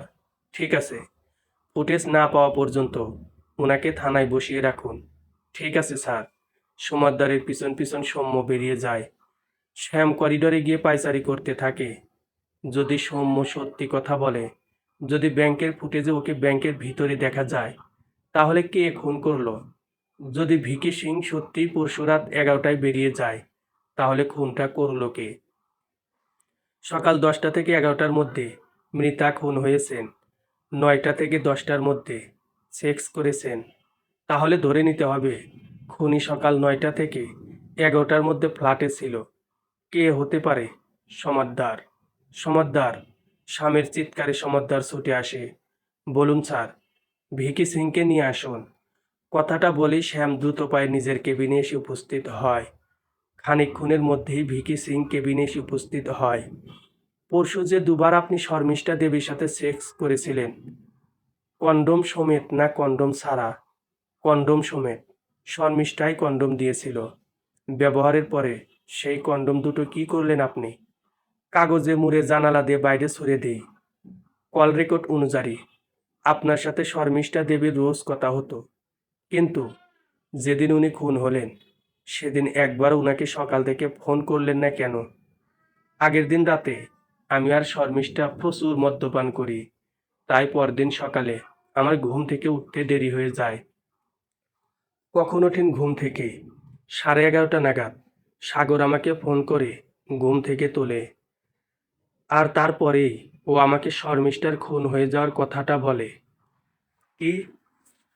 কটার সময় সাগর আপনাকে শর্মিষ্ঠার মৃত্যুর খবরটা দেয়? 11:30 হবে। শ্যাম গভীর দৃষ্টিতে ভিকির দিকে তাকিয়ে থাকে। ঠিক সেই সময় সমাদদার এসে ঘরে ঢোকে। স্যার, একটা গুড নিউজ আছে। কি? কাজের মেয়েটি অ্যারেস্ট হয়েছে। সোনার গয়না সব উদ্ধার হয়েছে। কোথায় ছিল এতদিন? গোবিন্দপুর বস্তিতে ওর প্রেমিকের বাড়িতে গা ঢাকা দিয়েছিল এতদিন। আজ সকালে ইনফরমারের কাছ থেকে খবর পেয়ে ও সিটমাল ওকে অ্যারেস্ট করে নিয়ে আসে। কোথায় এখন মেয়েটি? লকআপে ঢুকিয়ে দিয়েছি। নিয়ে আসো জলদি। আর একে নিয়ে যাও। Okay sir. ভিকিকে নিয়ে সমাদদার বেরিয়ে যায়। খানিকক্ষণের মধ্যেই কাজের মেয়েটিকে নিয়ে এসে উপস্থিত হয়। আমি খুন করিনি স্যার। দিব্যি বলছি। খুন করিসনি তো কি করেছিস? মেয়েটি ভয়ের চোটে কাঁদতে শুরু করে দেয়। সমাদদার মেয়েটির উপর চিৎকার করে ওঠে। বেশ খানিকক্ষণ পরে মেয়েটি মুখ খোলে। বৌদি আমার কাছে বাড়ির একটা ডুপ্লিকেট চাবি দিয়ে রেখেছিল। আমি আমার সময় মতন এসে ঘরের কাজ করে দিয়ে চলে যেতাম। সেদিন সেদিন কি? সেদিন অনেকবার বেল মারলাম, বৌদি দরজা খুলল না কিছুতেই। আমি তখন ডুপ্লিকেট চাবি দিয়ে দরজা খুলে ভিতরে ঢুকলাম। শোয়ার ঘরে ঢুকে দেখি বৌদি চিৎ হয়ে মরে পড়ে আছে। আমি খুব ভয় পেয়ে গেলাম, কিন্তু বৌদির গায়ের গয়নাগুলো দেখে লোভ সামলাতে পারলাম না। আমি সব গয়না খুলে নিয়ে দরজা টেনে বেরিয়ে পড়লাম। কটার সময়? 11টা, সাড়ে 11টা হবে। তুমি জানতে না যে পালালে তোমাকেই সন্দেহ করা হবে? জানতাম, কিন্তু আমি সিঁড়ি দিয়ে নামার সময় আমি 3 তলার সাগরদার মুখোমুখি হয়ে যাই। তখন আমার মনে হয় পুলিশ যখন আসবে তখন তো সাগরদা পুলিশকে বলে দেবে যে আমি ফ্ল্যাটে কাজে এসেছিলাম। তখন তো সব দোষ আমার ঘাড়ে এসে পড়বে। সেই ভয়ে আমি পালাই। ঠিক আছে, তুমি যাও। মেয়েটি চোখের জল মুছতে মুছতে উঠে বেরিয়ে চলে গেল। সমাদদার মেয়েটিকে লকআপে ঢুকিয়ে আবার ফেরত এলো। বসু সমাদদার, কন্ডোমের ফ্লুইডের রিপোর্ট কখন আসবে? আজ সন্ধ্যায়। আরেকজনের মেডিকেল করাতে হবে আপনাকে। কার স্যার? 3 তলার সাগরের। সমাদদার অবাক হয়ে শ্যামের দিকে তাকিয়ে থাকে। তারপর, ওর বিরুদ্ধে কি এভিডেন্স আছে স্যার? সেটা আমি সন্ধ্যায় মেডিকেল রিপোর্ট হাতে পাওয়ার পরেই বলবো। তুমি এখন যাও। ঘাড় ধরে ছেলেটাকে এখানে তুলে নিয়ে এসো। তারপর বেশ খানিকক্ষণ ধরে ওকে জেরা করে ওকে হাসপাতালে নিয়ে যাও। তারপর ফেরত এসে ছেলেটাকে থানায় বসিয়ে রাখো। সন্ধ্যার মধ্যে আমার সবার মেডিকেল রিপোর্ট চাই। আর হ্যাঁ, সৌম্য, কাজের মেয়েটি, ভিকি আর সাগর, সবাইকে আলাদা আলাদা রাখবে। কেউ যেন কারোর সাথে কোনো কথা বলতে না পারে। ঠিক আছে স্যার। আমি এখন বেরুলাম সমাদদার। বাড়িতে গিয়ে একটু ঘুমাবো। 2 রাত্রি আমি ঘুমাতে পারিনি। সমাদদার হাসে। ও জানে শ্যাম যখন বাড়িতে ঘুমোতে যায় তখন ও তদন্তের সমাধান করে তবেই ঘুমোতে যায়। শ্যাম হালকা চালে থানা থেকে বেরিয়ে গাড়িতে উঠে বসে। ড্রাইভার অনন্ত শ্যামের দিকে তাকিয়ে হালকা হেসে গাড়ি স্টার্ট দিয়ে দেয়। সন্ধে 7টার সময় শ্যাম থানায় ফেরে। কেবিনের দরজা ঠেলে নিজের কেবিনে ঢুকতেই সমাদদার এসে উপস্থিত হয়। হাতে 3টে মুখবন্ধ খাম। শ্যাম খাম 3টে হাতে নিয়ে একে একে রিপোর্টগুলো বার করে। রিপোর্টগুলো পড়ে শ্যামের মুখে হাসি ফুটে ওঠে। তারপর, 4জনকেই কেবিনে নিয়ে এসো। ঠিক আছে স্যার। হাসি হাসি মুখে সমাদদার বেরিয়ে যায়। খানিক পরে একে 4জন কেবিনে এসে ঢোকে। সৌম্য, ভিকি, কাজের মেয়েটি এবং সাগর। শ্যাম চোখের ইশারা করতেই ওরা চেয়ারে বসে পড়ে। সমাদদার ওদের পিছনে হাসি মুখে দাঁড়িয়ে থাকে। শ্যাম ওদের প্রত্যেককেই ভালোভাবে একবার দেখে নেয়। তারপর গতকাল সকালে 10টা থেকে 11টার মধ্যে মিসেস শর্মিষ্ঠা সেন খুন হয়। আর খুনি আপনাদের 4জনের মধ্যেই একজন। শ্যাম সবার চোখে চোখ রাখে একবার করে। সবাই নিরুত্তম মুখে শ্যামের দিকে তাকিয়ে থাকে। কেবলমাত্র কাজের মেয়েটির চোখে মুখে একটু চাঞ্চল্য লক্ষ্য করা যায়। আপনাদের মধ্যে যে খুনি, সে কি নিজেই নিজের অপরাধ স্বীকার করে নেবেন, নাকি আমাকেই স্বীকারোক্তি আদায় করিয়ে নিতে হবে? সবাই নিশ্চুপ। শ্যাম আবার শুরু করে। শর্মিষ্ঠা দেবীর এবং সৌম্যবাবুর বিয়ে হয়েছে প্রায় 6 বছর আগে। সৌম্যবাবু এবং তার পরিবার অসম্ভব রক্ষণশীল মানসিকতার। শর্মিষ্ঠা দেবী গ্রামের মেয়ে হলেও নিজের জীবনটাকে উনি খোলামেলাভাবে উপভোগ করতে চান, কিন্তু সেটা না করতে পেরে রক্ষণশীল ও গোঁড়া সৌম্যবাবুর সাথে দাম্পত্যে উনি হাঁপিয়ে ওঠেন। অবশেষে নিজের এই জীবন থেকে মুক্তির জন্যে উনি ধীরে ধীরে বিভিন্ন জায়গায় বিভিন্ন পুরুষের সাথে সম্পর্কে জড়িয়ে পড়েন। এভাবেই একদিন সাগরবাবুর বাড়ির অনুষ্ঠানে ভিকি সিং এর সাথে ওনার সম্পর্ক তৈরি হয়। ওনারা অবাধ মেলামেশা করতে থাকেন। সৌম্যবাবু যখনই কোনো অফিসিয়াল ট্যুরে যেতেন, ভিকি শর্মিষ্ঠার ফ্ল্যাটে এসে উপস্থিত হতো। ফ্ল্যাটে আসার সময় উনি সাগরবাবুর ফ্ল্যাটে যাচ্ছেন বলে বাড়ির ভিতরে ঢুকতেন। যেদিন শর্মিষ্ঠা দেবী খুন হলেন, তার আগের দিন বিকেলে শর্মিষ্ঠা দেবীর ডাকে উনি একইভাবে ফ্ল্যাটে এসে উপস্থিত হন। স্বামীর অনুপস্থিতিতে শর্মিষ্ঠা দেবীও রক্ষণশীল সাজগোজ ছেড়ে খোলামেলা পোশাক পরে প্রেমিকের জন্য অপেক্ষা করতে থাকেন। ভিকি আসার পরে দুজনে মিলে মদ্যপান করেন এবং উদ্দাম শরীরী খেলায় মেতে ওঠেন। ওদের মিলনের সময় শর্মিষ্ঠা দেবী নিজেই সৌম্যর কন্ডোমের প্যাকেট থেকে দুখানি কন্ডোম ভিকিকে ব্যবহার করতে দেন। ব্যবহারের পরে ভিকি কন্ডোম দুটি রাস্তায় ফেলে দেন। রাত্রি 11টা নাগাদ ভিকি চলে যাওয়ার পরে শর্মিষ্ঠা দেবী আবার রক্ষণশীল তাঁতের শাড়ির মোড়কে ঢুকে যান। কথাগুলো বলে ভিকি সিংয়ের দিকে তাকায় শ্যাম। কি ভিকি সিং, ঠিক বলছি তো? ভিকি মাথা নাড়িয়ে সম্মতি দেয়। শ্যাম আবার শুরু করে। বাড়ির ভিতরে যখনই কারোর সাথে যৌন মিলনে লিপ্ত হতেন শর্মিষ্ঠা দেবী, প্রতিবারই সৌম্যর কন্ডোমের বাক্স থেকে প্রেমিককে কন্ডোম বার করে দিতেন উনি। এর ফলে কন্ডোমের হিসেবে একটা গোলমাল হয়। সৌম্য যার ফলে নিজের স্ত্রীকে সন্দেহ করতে শুরু করে এবং একটি ডায়েরিতে কন্ডোমের হিসেব লিখে রাখতেও শুরু করে। গতকাল সকালে শর্মিষ্ঠা দেবীর ফ্ল্যাটে আরেকজন প্রেমিক আসেন। শর্মিষ্ঠা দেবী তার সাথেও যৌনতায় মেতে ওঠেন, কিন্তু সেই প্রেমিকটি একটি ভুল করে বসেন। ব্যবহারের পরে উনি কন্ডোমটি বাথরুমের ডাস্টবিনে ফেলেন। এরপর কোনো একটি ভীষণ কারণে প্রেমিকটি শর্মিষ্ঠা দেবীকে বালিশ চাপা দিয়ে খুন করেন এবং বাইরের দরজার লক টেনে দিয়ে চলে যান। ইতিমধ্যেই কাজের মেয়েটি রোজকার কাজ করতে ফ্ল্যাটে এসে উপস্থিত হয়, কিন্তু কারো কোনো সাড়া শব্দ না পেয়ে ও ওর কাছে থাকা ফ্ল্যাটের ডুপ্লিকেট চাবি দিয়ে দরজা খুলে ফ্ল্যাটে ঢোকে। এরপর বেডরুমে ঢুকে শর্মিষ্ঠা দেবীর মৃতদেহ দেখতে পায়। গয়নার উপরে কাজের মেয়েটির বরাবর লোভ ছিল। ও চুপচাপ মৃতদেহের শরীর থেকে গয়না খুলে নিয়ে ফ্ল্যাট থেকে বেরিয়ে আসে। ফ্ল্যাট থেকে বেরোনোর সময় ওর সাথে সাগরবাবুর মুখোমুখি হয়ে যায়। এরপর কাজের মেয়েটি ভয় পেয়ে গয়না নিয়ে চম্পট দেয়। কথাগুলো বলে শ্যাম তাকায় কাজের মেয়েটির দিকে। মেয়েটি ওর মাথা নিচু করে নেয়। শ্যাম আরও বলতে থাকে। এদিকে দিল্লির কাজ মিটিয়ে সৌম্যবাবু গতকাল সকালেই ফিরে আসেন। ওনার কাছে প্রচুর ক্যাশ পেমেন্ট ছিল। অফিসে ঢোকার পরে সেই ক্যাশ পেমেন্ট ব্যাংকে জমা করার জন্য উনি পিছনে সিঁড়ি দিয়ে অফিস থেকে বেরোন।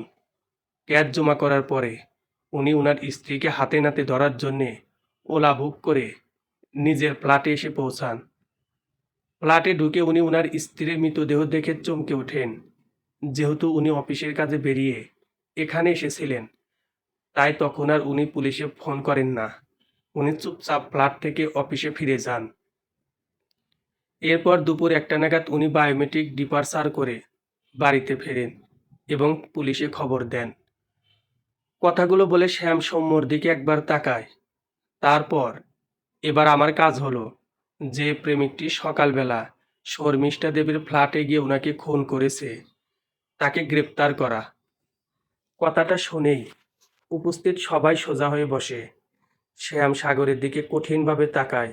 বলুন সাগরবাবু, কেন খুন করলেন শর্মিষ্ঠা দেবীকে? সাগর চমকে ওঠে। আমি খুন করিনি। আপনি খুন না করলে আপনি জানলেন কিভাবে যে শর্মিষ্ঠা দেবী খুন হয়েছে? আমি জানতাম না। পুলিশ আসার পরে আমি জানতে পারি। মিথ্যে কথা। আপনি সকাল 11:30টার সময় আপনার বন্ধু ভিকি সিংকে ফোন করে শর্মিষ্ঠা দেবীর খুনের সংবাদ জানান। শুধু তাই নয়, আপনি ওকে কলকাতা ছেড়ে পালানোর পরামর্শও দেন। মিথ্যে কথা। মোবাইলের কল লিস্টেই প্রমাণ যে সকাল 11:30টার সময় আপনি ভিকি সিংকে ফোন করেছিলেন। হ্যাঁ, ফোন করেছিলাম, কিন্তু শর্মিষ্ঠার খুন হয়ে যাওয়ার কথা আমি বলিনি। আপনি অযথা মিথ্যা বলছেন সাগর। ভিকির মোবাইলটি আমরা বাজেয়াপ্ত করেছি। আপনার হয়তো জানা নেই যে ওর মোবাইলের সমস্ত কথাবার্তা নিজে থেকে রেকর্ড হয়ে যায়। আমরা সেখান থেকে আপনার এবং ভিকির সমস্ত কথা শুনেছি। যেখানে সকাল 11:30টার সময় আপনি ভিকিকে ফোন করে শর্মিষ্ঠা দেবীর খুনের কথা জানাচ্ছেন এবং ওকে পালানোর পরামর্শ দিচ্ছেন। কি করে তখন আপনি জানলেন যে শর্মিষ্ঠা দেবী খুন হয়েছে? বলুন, বলুন সবার সামনে। মিথ্যে, সব মিথ্যে, চিৎকার করে ওঠে সাগর। শ্যাম সাথে সাথে চেয়ার ছেড়ে উঠে দাঁড়িয়ে সাগরের চুলের মুঠি চেপে ধরে। তারপর ওর গালে একটা সপাটে থাপ্পড় মেরে হিস হেসে গলায় বলে ওঠে, শর্মিষ্ঠা দেবীর বাথরুমে যে কন্ডোমটা পাওয়া গেছে তার ভিতরের ফ্লুইডটা আপনার ছিল সাগর। মেডিকেল রিপোর্ট তাই বলছে। সেই কন্ডোমটা শর্মিষ্ঠা দেবীর শরীরেও প্রবেশ করানো হয়েছিল। শর্মিষ্ঠা দেবীর দেহরসও সেই কন্ডোমের গায়ে পাওয়া গেছে। এর থেকে এটাই প্রমাণিত হয় যে আপনি এবং শর্মিষ্ঠা দেবী সেদিন যৌন সঙ্গম করেছিলেন এবং তারপরেই আপনি ওকে খুন করেন। আপনি ধরা পড়ে গেছেন সাগর। নিজেকে এরপর যত লুকানোর চেষ্টা করবেন আপনি ততই নিজের জালে নিজে জড়াবেন। বলুন, আপনি কেন খুন করলেন? বলুন।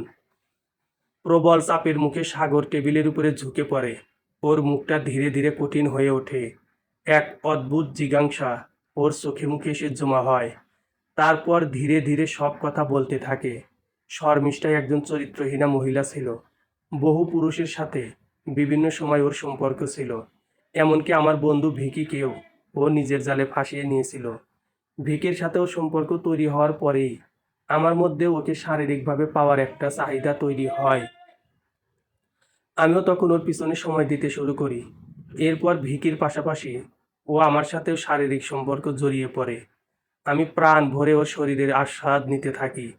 ওর পিছনে খরচাও করতে থাকি দিদার। এমনকি ওকে একটা হীরের নেকলেসও আমি উপহার দিই। এরপরেই আমি চাপ দিতে থাকি ভিকিকে ছেড়ে বেরিয়ে আসার জন্যে। কিন্তু ও ভিকিকে ছাড়তে কিছুতেই রাজি ছিল না। এরপর গতকাল সকালে শারীরিক সম্পর্কের পরে আমি ওকে চেপে ধরি শুধুমাত্র আমার সাথে সম্পর্ক রাখার জন্যে। কিন্তু ও রাজি হয় না। উল্টো ও আমায় জানায় যে একটা সময়ের পরে ও আর ভিকি বিয়ে করবে। আমার মাথায় আগুন জ্বলে ওঠে। আমি আমার হীরের নেকলেস ফেরত চাই, কিন্তু ও সেটা ফেরত দিতে অস্বীকার করে। সেই সময় প্রবল কথা কাটাকাটির মধ্যে আমি উত্তেজনার বশে ওকে বালি চাপা দিয়ে খুন করি। কথাগুলো বলতে বলতে রাগে উত্তেজনায় সাগরের মুখ লাল হয়ে ওঠে। খুনটা করি, আমি নিজের ভুল বুঝতে পারি, কিন্তু কি করব বুঝে উঠতে পারি না। সিঁড়ি দিয়ে বারবার উপর নিচ করতে থাকি। এরপর হঠাৎ করে দেখতে পাই শর্মিষ্ঠার কাজের মেয়েটি হন্তদন্ত হয়ে নিচে নামছে। আমাকে দেখেই ও চমকে ওঠে। বুঝতে পারি ও ফ্ল্যাটে ঢুকেছিল। ও সব জেনে গেছে। সাথে সাথে আমি ভিকিকে ফোন করে পালাতে বলি। আমি জানতাম কল রেকর্ড ধরে পুলিশ ভিকির কাছে পৌঁছাবে।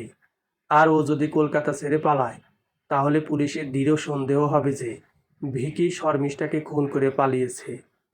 কথাগুলো বলে খানিকক্ষণ চুপ করে থাকে সাগর।